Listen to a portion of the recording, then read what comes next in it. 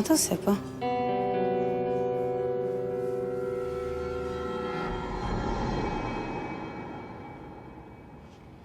טוב, אני הולכת.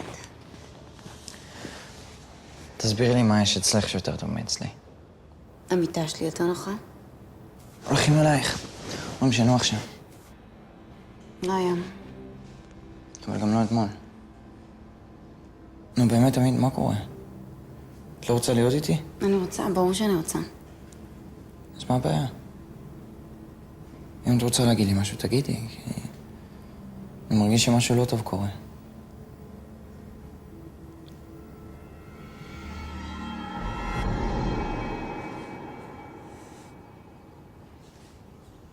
מתי חזרת?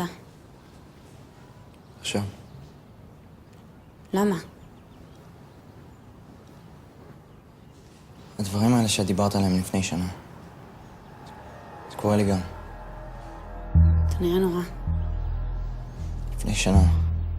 בלילה שאני עזבתי, את אמרת שמשהו רודף אותך. שום דבר לא רדף אותי, זה היה סתם. זה לא היה סתם. אני ראיתי אותך. את באמת ראית משהו. לא ראיתי שום דבר. אני סתם דמיינתי דברים. איזה דברים?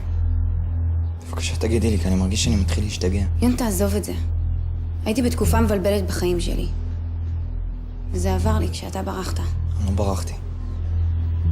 חשבתי שאת משתגעת. תיזהר שלא יחשבו עליך אותו דבר.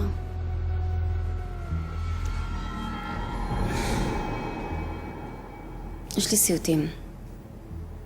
ואני מתעוררת בלילה, ולא בא לי שזה יקרה לי איתך.